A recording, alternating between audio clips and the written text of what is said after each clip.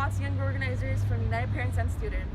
Hi, my name is Christian Mendoza, and both you and I are deeply impacted by the choices our officials make every day. So it's been over a year since a new administration has taken office, and a lot has changed since then. So today, I want to share with you how to voice your concerns about your community in a powerful and meaningful way.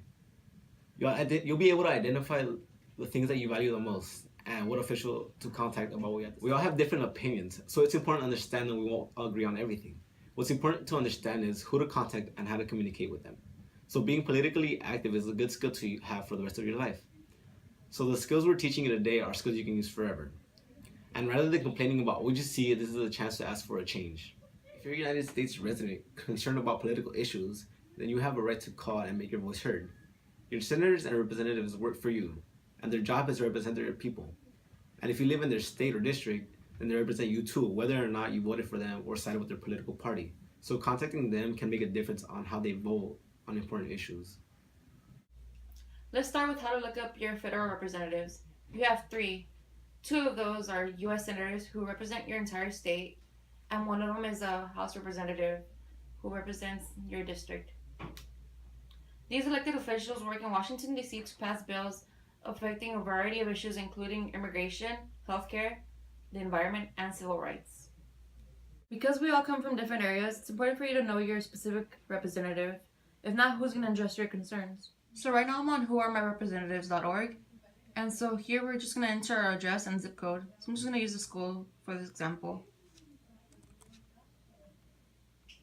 And then hit search, and then voila. You have all these members who represent you. As you can see, Naner Diaz Barragan represents our district. See, that was easy. And the contact information is in your handout. You're good to go. We all will be taking the opportunity to get in touch with our elected officials. Let's think about our scripts. Do you want your congressperson to vote a specific way on a bill? If so, have the bill number and name ready. Do you want to voice your opinion on a non-legislative issue? Have your opinion ready. Do you have a question about where your Congress member stands on an issue, or how your representative plans to vote on a bill? What do you want the official to do? What is your connection to the issue, as a student or a community member?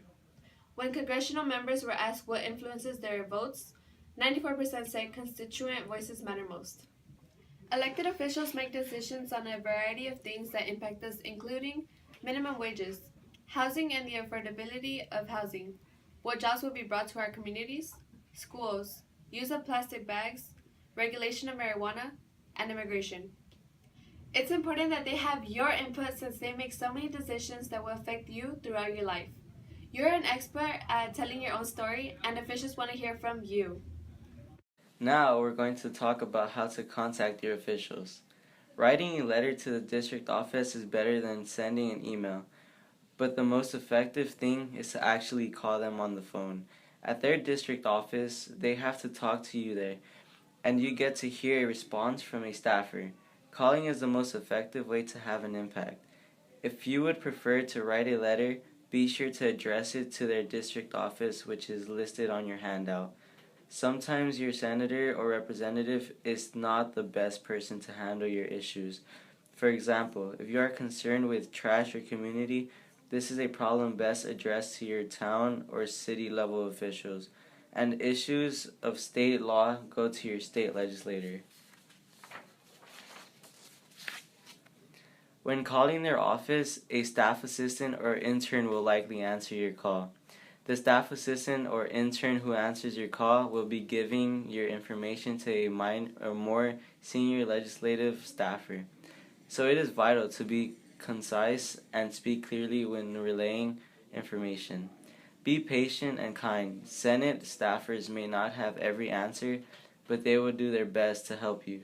They can take hundreds of calls in one day, but they're here to serve you. Now I'm going to help you think through what you are going to say to an official, either when you call or write a letter. When you call, be sure to introduce yourself with your name and where you are calling from. The staff person might ask you for your zip code to confirm that you live in the official's district. Follow your introduction with a brief statement or issue of concern.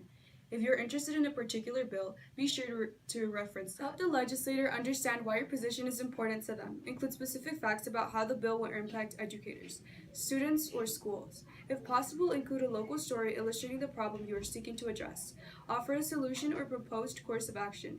It might be a vote for or against a bill, a change in policy, or some other action, but be specific. Be sure to thank the staffer for their time. If you are writing a letter, you can follow the same basic format as calling. There is also a template included in your handout, and the teacher has envelopes for you to address your letter.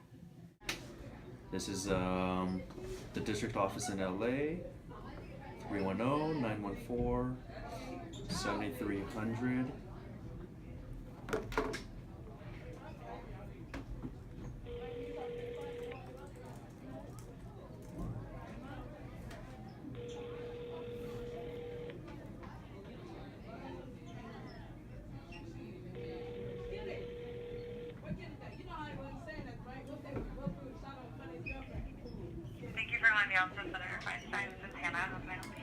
Hi Hannah, my name is John Kwan, calling from LA. I'm an assistant principal for Animo Watts, and I wanted to communicate my support for the Dream Act for DACA to protect dreamers. I work at a small charter school within Green Dot Public Schools. I'm wondering who I can speak to. Yes, you're welcome to leave the comments with me. Sure. Okay, I'm calling because I really want to see permanent legislation passed to protect our dreamers. Our school population has 90% Latino students, and I know they're really trying hard to earn their higher education, and I want to protect their continued living in our city and to contribute to America. I know a temporary spending bill was passed recently to end the government shutdown, but I think more serious actions need to be taken. We really need permanent legislation.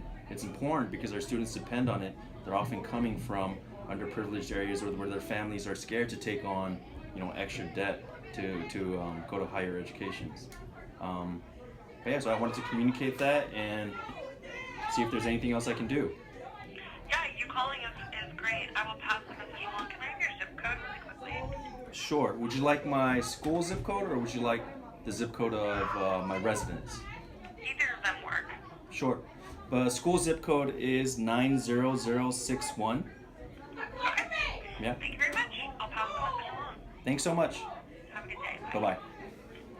Warriors, I'm so excited for you to have an opportunity today to call your local representative.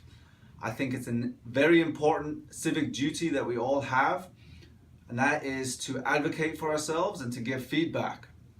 I myself have spent a series of days and weeks over the last year calling my local representatives and state representatives to tell them how I feel about a number of topics, including safe streets, clean neighborhoods, and the minimum wage. It is up to you to decide what it is that you feel most passionate about. And once you have made that decision, it's up to you to let those people in our government know how you feel, because you have a right to do that. They are representing you. And at Animo Watts, we want to teach you how to advocate for yourself now and in the future. Good luck and make the most out of the day.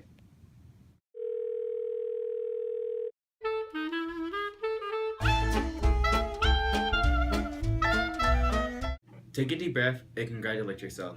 You just reached out to a representative. A former staffer for California Senator Barbara Boxer has said, "As a staff assistant, I log each call in a record of how many people called about every topic was reported up to the chain. Days when the phone rang off the hook, every staffer pitched in, and major phone campaigns never went unnoticed. You can also follow up on your concerns. You have the option to call during business hours, emails, or write a letter." Now imagine if every single student in the school, all 571 of us, called the same official about the same issue. We could have a major impact and truly demand attention from our officials. So join us at the next Community Organizing Institute on Saturday, February 24th from 9 a.m. to 12 p.m. Come get free breakfast and coffee and to learn more about how we can come together to improve our community and make a positive change. It will be next door at Animo May Jamison. Together, we can make an impact through the polls. Register to vote today. You can pre-register as early as the age of 16, but must be 18 to vote. To register, you must also be a U.S. citizen, a California resident, and not on parole or incarcerated. If you are unable to register to vote, consider registering someone in your family, a neighbor, friend, or someone in the community. It's easy to register online at greendot.org/watts/vote, or you can pick up a voter registration form in the main office with Ms. Levra. We can make a difference and ensure politicians pay attention to us if we turn out to vote. The next election is coming up on June 5th, and the deadline to register is May 21st.